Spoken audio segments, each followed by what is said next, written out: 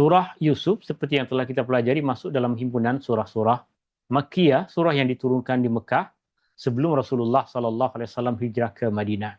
Di dalam mushaf Al-Quran kita boleh jumpai surah Yusuf pada susunan yang ke-12. Tema utama dari surah yang mulia ini adalah pengajaran dari kisah Nabi Yusuf, yaitu tiada kejayaan tanpa ujian. Allah Subhanahu wa taala mesti akan memberikan kejayaan kepada orang-orang yang beriman, tapi kejayaan itu mereka dapatkan selepas Allah Subhanahu wa taala berikan kepada mereka ujian. Siapa di antara kita yang paling baik amalannya? Siapa di antara kita yang paling kuat dalam menghadapi ujian yang Allah Subhanahu wa taala berikan? Ini ayat-ayat yang kita kupas, ini ayat-ayat yang kita akan pelajari dalam perkongsian kita dalam majelis ilmu kita di petang hari ini, ayat yang ke-16 sehingga ayat yang ke-18.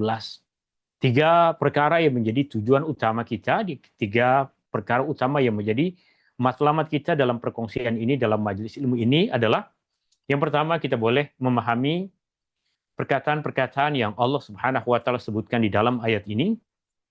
Yang kedua, kita boleh memahami kupasan Al-Imam Ibnu Katsir, huraian syarahan Al-Imam Ibnu Katsir di dalam kitab tafsirnya. Dan yang ketiga, yang paling penting adalah kita boleh mengambil hikmah dan pengajaran yang berkaitan dengan kehidupan kita untuk memantapkan keimanan kita, untuk memperbaiki penghambaan diri kita, ibadah kita kepada Allah, dan mempercantik akhlak kita. Kita akan mula sedikit demi sedikit mengupas ayat ini mengikut kepada segmentasi, mengikut kepada pembahagian yang digunakan oleh Imam Ibnu Katsir untuk mengupas ayat-ayat di dalam surah ini. Kita masuk pada ayat yang pertama dengan membaca Bismillahirrahmanirrahim. Ayat yang ke-6 dari surah Yusuf, firman Allah Subhanahu wa taala, A'udzu billahi minasyaitonir rajim. Waja'u abahum 'isha'an yabkun. Waja'u, dan mereka datang. Wa bermaksud dan, perkataan ja bermaksud datang atau tiba. Ja, ketika ditambahkan huruf wawu di akhir perkataan ini, maka ia bermaksud jamak, bermaksud plural, digunakan untuk orang ramai. Maka ia kita terjemahkan dengan maksud mereka. Ja'u, mereka datang. Tentu mereka yang disebutkan di dalam ayat ini adalah abang-abang kepada Yusuf. Sebagaimana yang kita fahami berasaskan kepada konteks cerita yang tengah dikupas oleh ayat-ayat ini. Ayat-ayatnya tengah menceritakan tentang bagaimana tipu daya yang dilakukan oleh abang Yusuf kepada ayah mereka, kepada Yusuf itu sendiri, yang menyebabkan mereka melakukan satu perbuatan dosa. Dan di dalam ayat-ayat ini, di antara perkara utama yang ingin kita fahami adalah dosa besar selalunya akan berantai, akan membawa kita untuk melakukan dosa-dosa yang lain. Artinya satu dosa besar selalunya akan membawa, mengheret kita, menarik kita, menjatuhkan kita kepada dosa-dosa lain, menyebabkan kita melakukan dosa secara berantai. Berapa tempo masa yang lalu, kita dihadapi dengan satu keadaan di mana orang buang anak, bayi yang tidak berdosa dibuang. Perkara tersebut tentunya adalah rantai daripada dosa-dosa sebelumnya. Ia bukan dosa yang pertama yang dilakukan oleh mereka. Perkara ini yang kita akan fahami dari bahagian ayat-ayat yang kita akan kupas. Perkara ini yang kita akan fahami dari kisah abang Yusuf, bagaimana dosa yang mereka lakukan dalam ayat-ayat ini adalah rantai dari dosa-dosa yang telah mereka lakukan sebelumnya. Di dalam ayat ini Allah Subhanahu wa taala menceritakan waja'u, dan mereka datang. Abahum, abah mereka, ayah mereka. Di antara perkara yang unik dalam bahasa Arab, adalah perkataan datang jika disebutkan selepas perkataan datang adalah perkataan yang menunjukkan manusia, maka ia tidak memerlukan perkataan kepada dalam bahasa Arab. Jika perkataan selepas datang tertuju kepada tempat, kepada benda misalnya, kepada tempat, maka ia memerlukan perkataan kepada. Jika kita ingin mengatakan misalnya, mereka datang ke masjid. Mereka datang ke masjid. Masjid bukan manusia, masjid tempat, benda. Maka untuk mengungkapkannya, ia perlu ditambahkan perkataan ila. Ja'u ila al-masjid. Mereka datang ke masjid. Sedangkan dalam bahasa Arab, jika perkataan selepas ja ataupun ja'u dalam konteks ayat ini, selepasnya adalah manusia, orang. Dalam ayat ini adalah abahum, bapak mereka, abah mereka, ayah mereka, yaitu Nabi Yakub alaihissalam, maka tidak diperlukan perkataan ilah. Tapi tentu dalam terjemahan, kita tetap memerlukan perkataan ke atau kepada agar ia disesuaikan dengan bahasa kita. Waja'u abahum, mereka datang kepada bapak mereka. Mana perkataan kepada? Tak ada dalam konteks ayat ini, tak ada dalam bahasa Arab. Ketika perkataan datang dikaitkan dengan manusia, maka tidak perlu kepada perkataan kepada. Ketika kita mahu menerjemahkannya, perlu kita tambahkan dalam terjemahan perkataan kepada, sebab karakteristik bahasa yang berbeza antara bahasa Arab dengan bahasa yang kita gunakan. Waja'u abahum, mereka datang kepada bapak mereka. Aisya'an, yang kita terjemahkan di sini dengan maksud pada waktu petang.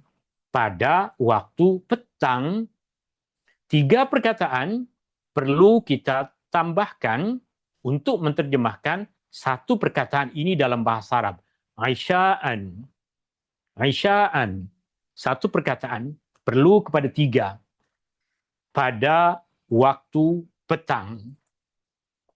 Perkataan Isya tentunya tertuju di dalam bahasa Arab kepada waktu, tempoh masa yang biasa kita gunakan untuk solat Isya. Kita ketika mendengar perkataan Isya, yang terbayang bagi kita adalah solat Isya. Ketika mendengar perkataan maghrib, yang terbayang bagi kita sebagai orang Islam adalah solat maghrib. Ketika mendengar perkataan subuh, zuhur, asar, kita terbayangkan kepada solat. Hakikatnya di dalam bahasa Arab, perkataan-perkataan itu tertuju kepada masa, di mana as-subh tertuju kepada tempoh masa itu. Pagi hari sebelum matahari terbit, itulah waktu yang dinamakan sebagai subuh. Az-zuhr, waktu tengah hari, itulah waktu zuhur. Zuhur, asar, petang hari, maghrib, masa, matahari terbenam, dan Isya, petang hari selepas cahaya matahari semua dah hilang. Hakikatnya ia adalah perkataan-perkataan yang tertuju kepada masa. Sehingga perkataan Aisyah dalam ayat ini tentu digunakan untuk makna asal, bukan solat. Aisyah tertuju kepada makna asal, yaitu waktu senja. Waktu petang. Waktu senja ataupun waktu petang yang dimaksud adalah waktu malam hari selepas cahaya matahari semua dah hilang, dah gelap, dah mula masuk waktu gelap. Aisya'an. Tadi kita sebutkan dalam terjemahan kita perlukan 3 perkataan pada waktu petang atau pada waktu senja, atau mungkin jika kita mahu terjemahkan dengan maksud pada waktu Isya, pada waktu Isya. Kenapa tidak diterjemahkan dengan maksud pada waktu Isya? Bukankah dalam ayat ini sendiri menggunakan perkataan Isya, tentunya agar orang-orang yang tak faham tidak terkeliru. Sebab jika mereka mendengar perkataan Isya, terus mereka faham bahwa maksudnya adalah solat Isya. Ya ke zaman Nabi Yusuf ni dah ada solat? Ya, tak macam itu. Ia tidak tertuju kepada solat. Perkataan Isya adalah tertuju kepada masa. Waja'u abahum. Mereka datang kepada bapa mereka, kepada ayah mereka. Isya'an. Pada waktu Isya. Perkataan pada, kita boleh fahami dari double fathah pada akhir perkataan Isya. Isya'an. Isya'an. Ia menunjukkan bahwa perkataan itu disebutkan dalam ayat ini sebagai keterangan masa. Keterangan masa, jika kita jumpai perkataan yang menunjukkan masa di dalam satu ayat dan ia diberikan baris double fathah atau baris fathah, maka selalunya ia digunakan untuk keterangan masa, untuk menunjukkan masa. Dalam surah Al-Isra misalnya, surah Al-Isra ayat yang pertama, Allah berfirman, Subhanalladzi asra bi'abdihi lailan. Lailan. Maha suci Allah yang telah menjalankan hambanya pada waktu malam. Pada waktu malam. Lailan. Pada waktu malam. Satu perkataan di dalam ayat tersebut, kita terjemahkan dengan 3 perkataan. Pada waktu malam. Hakikatnya, lail bermaksud malam. Tapi ia untuk mudah difahami kerana bahasa Arab lebih ringkas dalam menyampaikan pesan, maka perlu kita perincikan dalam terjemahannya dengan menambahkan perkataan-perkataan untuk membuat orang yang membaca terjemahan tersebut memahami apa maksud sebenar dari perkataan itu di dalam konteks ayat yang tengah dibaca. Isya'an. Yabkun. Perkataan yabkun bermaksud mereka menangis. Yabkun bermaksud mereka menangis. Gabungan dari huruf ya, waw dengan nun menunjukkan maksud mereka. Kemudian ba, kaf dengan huruf illah, ba, kaf, ya menunjukkan makna menangis. Yabkun, mereka menangis. Jika kita terjemahkan perkata tanpa ada apa-apa tambahan, waja'u, dan mereka datang, abahum, abah mereka, ayah mereka, isya'an, senja, atau malam, atau petang, yabkun, mereka menangis. Kita tengok, jika tidak ditambahkan apa-apa perkataan, maka terjemahan secara harfiah, secara perkata adalah, dan mereka datang, ayah mereka, malam, mereka menangis. Tentu susunan ungkapan seperti itu bukan ungkapan yang cantik dalam bahasa Melayu, bukan susunan yang betul. Sehingga ketika kita terjemahkan, kita perlu menambahkan perkataan-perkataan agar informasi yang kita sampaikan lebih terperinci, lebih tersusun, lebih cantik. Waja'u abahum isya'ayyabkun.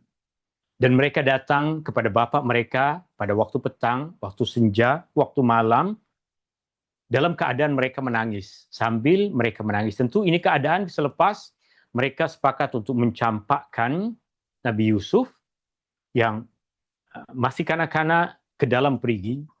Ini sebagaimana yang dijelaskan oleh Imam Ibnu Katsir rahimahullahu ta'ala. Beliau mengatakan, Allah Ta'ala berfirman menceritakan perbuatan yang dilakukan oleh saudara-saudara Yusuf, abang-abang kepada Yusuf, setelah mereka mencampakkannya ke dalam dasar perigi. Mereka kembali kepada bapa mereka dalam kegelapan malam sambil menangis dan menzahirkan rasa kesal serta keluh kesah terhadap apa yang menimpa Yusuf. Selain menunjukkan rasa sedih yang mendalam di hadapan bapa mereka. Tengok ini yang tadi kita sebut bahwa dosa besar yang telah mereka lakukan membawa kepada rantai dosa-dosa yang lain. Sehingga orang yang melakukan satu dosa besar, selalunya itu adalah bahagian dari rantai-rantai dosa-dosa yang lain. Sebagaimana yang terjadi di sini selepas mereka melakukan dosa besar, menipu ayah mereka, mencampakkan adik mereka yang masih kecil yang tak buat apapun kesalahan kepada mereka ke dalam perigi.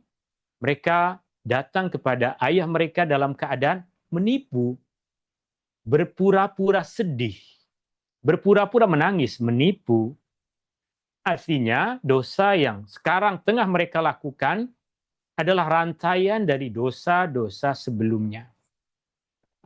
Yang tentunya mereka berkata lagi, memberikan alasan terhadap apa yang kononnya telah berlaku, padahal tak terjadi sebagaimana yang mereka sampaikan. Mereka berkata, qalu. Mereka berkata. Tentu yang berkata adalah abang Yusuf, saudara kepada Yusuf. Qalu, ya abana, wahai bapak kami. Inna, sesungguhnya kami. Zahabna, kami telah pergi. Nastabiqu, berlumba-lumba. Nastabiqu, berlumba-lumba. Apa yang mereka lakukan, apa yang mereka ucapkan di sini adalah penipuan yang kedua dalam konteks bahagian ayat yang tengah kita bahas. Penipuan yang pertama yang mereka lakukan adalah berpura-pura menangis. Tentu dosa-dosa sebelumnya telah kita kupas dalam pertemuan yang lepas. Yang setakat ini, rantaian dari dosa mereka adalah mereka datang dalam keadaan berpura-pura menangis, menipu, untuk mencoba meyakinkan bahwa apa yang mereka katakan adalah betul kesedihan akan kehilangan adik mereka yang mereka katakan dimakan oleh serigala. Inna, sungguh ya kami, zahabna, kami pergi. Nastabiqu, kami berlumba. Al-Imam Ibnu Katsir mengatakan, maksudnya mereka mengatakan bahwa kami berlumba, perlumbaan yang mereka lakukan adalah perlumbaan memanah. Artinya ketika memanah, tentu selalunya yang mereka akan panah adalah binatang-binatang liar. Perlu mengikut kepada berita mereka, perlu meninggalkan Yusuf di satu tempat ketika mereka kena kejar, rusa ke kijang ke yang tengah mereka lumba di dalam padang tersebut. Kemudian mereka mengatakan, وَتَرَكْنَا يُوسُفَ عِنْدَ مَتَاعِنَا. وَتَرَكْنَا, dan kami tinggalkan. Wa dan na bermaksud kami, tarak bermaksud meninggalkan. وَتَرَكْنَا, dan kami tinggalkan Yusuf, Nabi Yusuf, inda, di dekat, mata'ina, barang-barang kami. Perkataan mata' berasal dari perkataan yang bermaksud kesenangan. Mata'. Rasulullah SAW pernah mengatakan ad-dunya mata'. Dunia adalah kesenangan, penuh dengan kesenangan. Dan perkataan mata' di dalam ungkapan bahasa Arab kemudian digunakan secara luas untuk maksud barang-barang keperluan, pakaian, peralatan, bahan-bahan, alat-alat memasak semua masuk dalam perkataan mata'. Sehingga Imam Ibnu Katsir tafsirkan perkataan mata' dengan mengatakan yaitu pakaian dan kelengkapan kami, kelengkapan untuk pergi bermain, untuk kelengkapan untuk pergi berburu, kelengkapan untuk memasak mungkin jika mereka bawa masakan pisau ke apa, itu dinamakan sebagai mata'. Fa'akalahu dhi'bu. Fa'akalahu dhi'bu. Fa bermaksud lalu. Akala bermaksud makan. Hu, dia. Adhi'bu, serigala. Perkataan akalahu dhi'bu, terjemahan perkata adalah memakan dia serigala. Memakan Yusuf serigala. Tapi di dalam susunan bahasa Arab ketika kita jumpai perkataan adhi'bu, ianya berbaris dhammah, maka kita akan tahu dalam struktur tata bahasa Arab bahwa adhi'bu ini adalah fa'il, adalah yang melakukan perbuatan memakan. Artinya, meskipun perkataan hu di dalam ayat ini bermaksud Yusuf, Artinya di dalam ayat ini ada perkataan memakan, ada perkataan dia, ada perkataan serigala, maka dia mustahil bermaksud dia makan serigala. Tapi maksudnya adalah serigala makan dia. Bukan dia makan serigala. Kenapa tak mungkin dia makan serigala?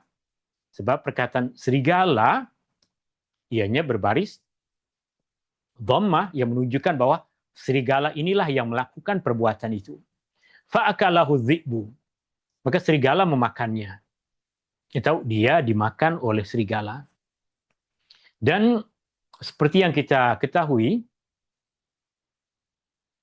inilah sememangnya yang amat dibimbangi dan ditakuti oleh Nabi Yakub terhadap mereka sebelum ini. Dalam pertemuan yang lepas kita dah kupas bahwa kebimbangan ayah mereka ceritakan, dan ini yang kita sebutkan bahwa terkadang orang-orang yang tak suka dengan kita, ketika tahu kelemahan kita, kekurangan kita, dia akan gunakan benda itu untuk buat jahat kepada kita. Nabi Yakub ketika menceritakan kebimbangannya, justru kebimbangan itu yang digunakan oleh anak-anak dia untuk membuat perkara yang dibimbangkan tadi. Ini sememangnya yang amat dibimbangi dan ditakuti oleh bapak mereka. Kemudian untuk menegaskan penipuan mereka, artinya rantai yang tadi kita sebutkan, sudah 1, 2, ini rantai yang ketiga, rantai kedustaan yang ketiga, mereka mengatakan, وَمَا أَنْتَ بِمُؤْمِنٍ لَنَا وَلَوْ كُنَّا صَادِقِينَ. وَمَا أَنْتَ, dan tidaklah engkau, wa dan ma tidak, anta engkau, bimu'minin percaya, dan tidaklah engkau percaya. Atau dan engkau tentulah tidak percaya. Lana, kepada kami, walaupun, sekalipun, kunna kami adalah sadiqin, orang-orang yang benar. Engkau tentu tak percaya dengan kami meskipun kami menyampaikan, kami menceritakan perkara yang benar.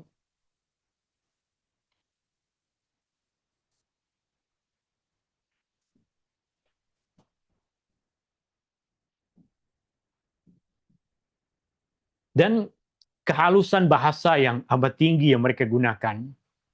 Mereka menganggap bahwa meskipun kami benar, engkau tidak akan percaya. Padahal apa yang mereka lakukan adalah rantaian penipuan. Sejak awal ketika mereka meminta kebenaran ayah mereka untuk membawa Yusuf adalah satu penipuan, sampai kepada saat ini mereka telah melakukan banyak rantai-rantai penipuan kepada ayah mereka. Kehalusan bahasa yang amat tinggi untuk mengukuhkan apa yang coba mereka usahakan, di mana mereka seolah-olah berkata, kami tahu bahwa engkau tidak akan membenarkan kata-kata kami dalam keadaan sebegini sekalipun. Kami ini benar di sisimu, seandainya kami benar, engkau tak akan percaya. Apatah lagi sedangkan engkau memang mencurigai kami dalam urusan kami. Sejak awal lagi engkau dah bimbang dia akan dimakan oleh serigala. Dan rantai kedustaan bersambung. Allah ceritakan dalam ayat selepasnya, ayat yang ke-18, waja'u ala qamisihi bidamin kadhib.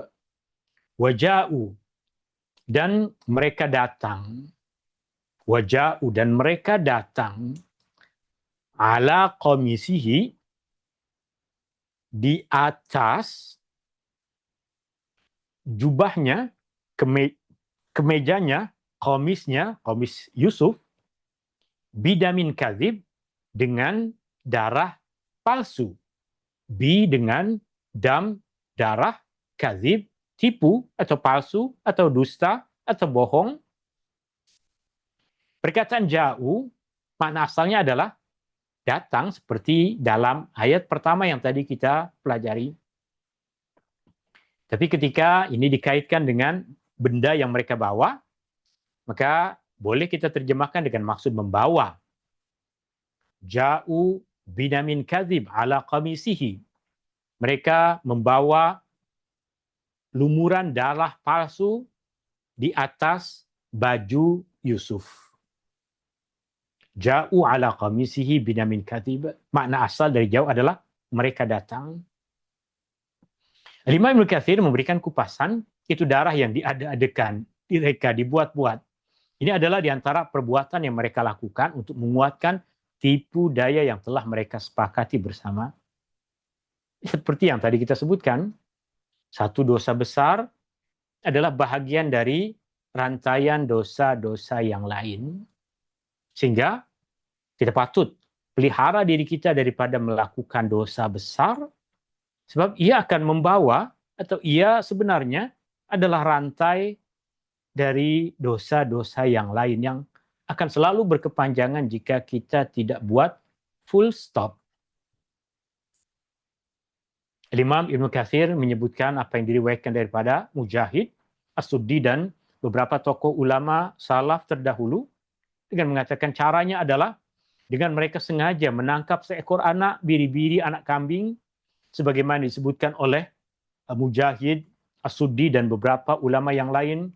Lalu mereka menyembelih kambing tersebut dan melumurkan pakaian Yusuf dengan darahnya demi memberi gambaran palsu bahwa inilah baju kemeja yang dipakainya semasa dia dimakan serigala, dan kononnya baju tersebut terkena darah Yusuf.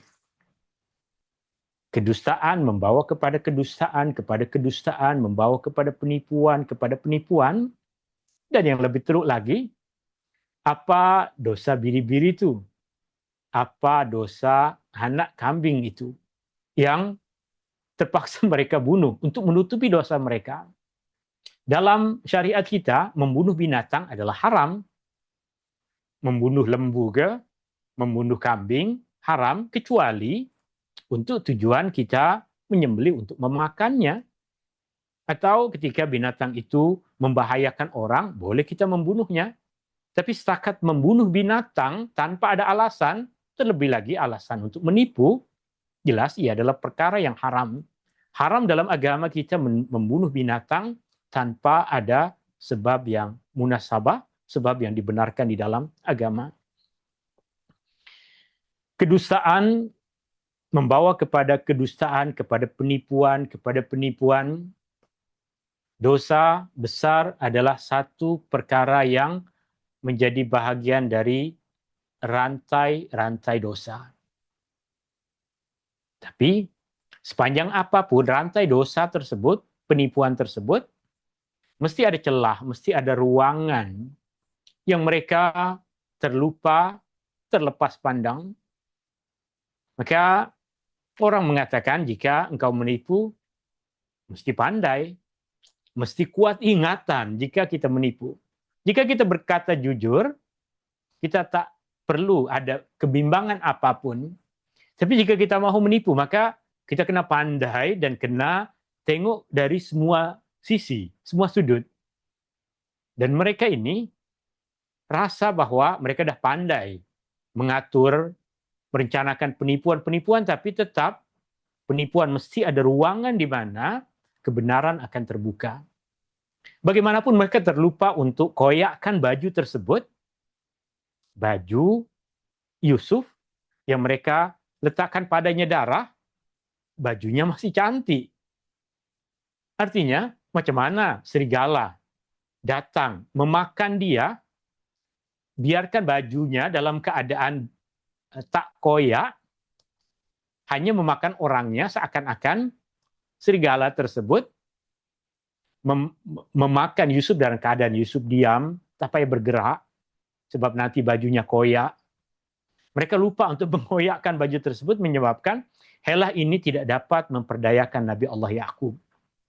Dari baju tersebut, Nabi Yakub dah tahu bahwa ini adalah satu rantai penipuan.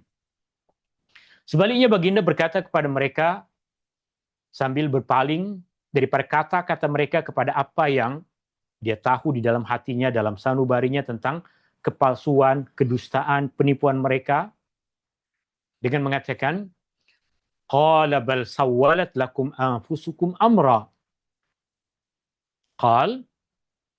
Beliau berkata, dia berkata, bapak mereka berkata, bal bahkan justru Sawwalat lakum anfusukum. Sawwalat telah memperdayakan lakum bagi kamu, anfusukum jiwa kamu, nafsu kamu. Nafsu kamu telah memperdayakan bagi kamu. Amron, satu perkara. Artinya ada satu benda yang hawa nafsu kamu, diri kamu telah memperdayakan kamu. Yang menyebabkan kamu melakukan salah sila penipuan itu, rantai demi rantai penipuan tersebut. Dan Al-Imam Ibnu Katsir meriwayatkan daripada Tsauri, daripada sahabat Nabi SAW, Ibnu Abbas, yang Ibnu Abbas mengatakan, sekiranya dia benar-benar dimakan oleh binatang buas, niscaya baju kemejanya akan koyak. Tapi karena baju yang dilihat oleh ayahnya masih dalam keadaan cantik, maka tahu ayahnya bahwa mereka telah diperdaya oleh hawa nafsu mereka untuk mengucapkan perkataan-perkataan yang palsu. Dan sekejap, tuan-tuan dan puan-puan yang dirahmati Allah Subhanahu wa taala, tadi ketika mereka datang pada waktu malam, sebenarnya ada satu helah yang mereka gunakan juga, sebab waktu malam gelap boleh menyembunyikan sebahagian dari raut wajah mereka sehingga tak nampak sangat yang mereka menipu, tapi tetap penipuan yang mereka lakukan tetap terbuka meskipun di malam yang gelap. Maka Nabi Yusuf, Nabi Yakub, ayah kepada mereka, mengatakan fasabrun jamil. Fa bermaksud maka, sabrun bermaksud kesabaran, jamil bermaksud cantik, indah. Maka kesabaran yang indah. Atau jika kita perincikan, jika demikian, maka aku akan bersabar dengan kesabaran yang indah. Seperti itulah yang disebutkan oleh Imam Ibnu Katsir, aku akan bersabar dengan kesabaran yang indah terhadap perkara yang kamu semua telah sepakati, sehinggalah Allah memberikan jalan keluar dengan bantuan dan kelembutannya. Al-Imam Mujahid berkata, sabar yang indah, sabrun jamil, maksudnya adalah kesabaran yang tiada padanya ratapan maupun keluh kesah. Kita tidak meratap, kita tidak berkeluh kesah, itulah kesabaran yang cantik. Kesabaran yang diikuti dengan ratapan. Kadang kita sabar, tapi tetap mulut kita nih mengucapkan mungkin perkataan-perkataan yang menunjukkan kesedihan. Itu sabar juga, tapi kesabaran yang tak berapa cantik. Dan di akhir ayat Allah Subhanahu wa taala berfirman, wallahul musta'anu ala ma tasifun. Dan Allah lah yang dipohon pertolongan, al-musta'an, yang dimintai pertolongan, ala ke atas, ma apa yang tasifun, kamu semua sifatkan, kamu semua ceritakan.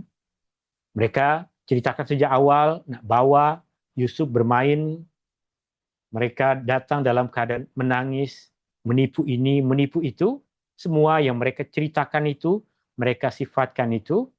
Ayah mereka hanya mengucapkan, Allah sahaja tempat kita memohon pertolongan terhadap apa kebohongan, kepalsuan, penipuan yang kamu semua lakukan. Yaitu terhadap apa yang kamu sebutkan daripada perkara dusta dan mustahil ini.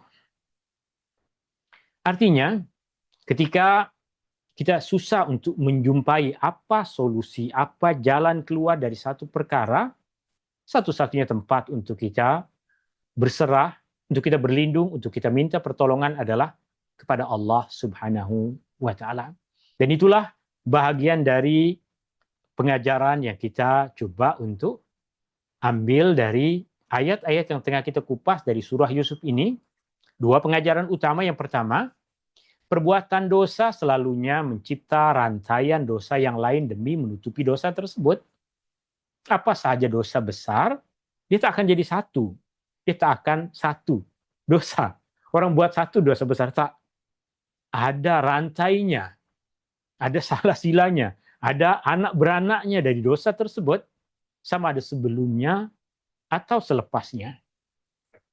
Kemudian yang kedua, apabila kita berhadapan dengan fitnah, penipuan, situasi yang kita manusia tak ada kekuatan, di luar kuasa kita, di luar kudrat kita, maka tempat kembali yang mutlak adalah dengan meminta pertolongan kepada Allah Subhanahu wa taala. Tuan-tuan dan puan-puan yang dirahmati Allah Subhanahu wa taala, ini tafsir pengajaran tadabbur dari surah Yusuf ayat yang ke-16 hingga ayat yang ke-18. Ini yang kita pelajari dalam majlis ilmu kita, dalam perkongsian kita di petang hari ini.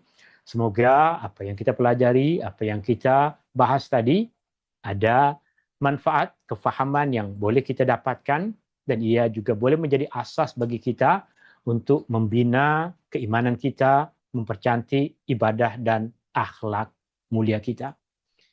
Berjumpa lagi dalam pertemuan yang akan datang. Hadani Allah wa iyyakum ajma'in. Subhanakallahumma wa bihamdika asyhadu an la ilaha illa ant astaghfiruka wa atubu ilaik. Allahumma anfa'na bima 'allamtana wa 'allimna ma yanfa'una wa zidna ilma. Wa sallallahu ala nabi Muhammadin walhamdulillahi rabbil alamin. Syukran. Assalamualaikum warahmatullahi wabarakatuh. Waalaikumsalam warahmatullahi wabarakatuh. Terima kasih Ustaz. Terima kasih, Ustaz. Syukran. Terima kasih Ustaz.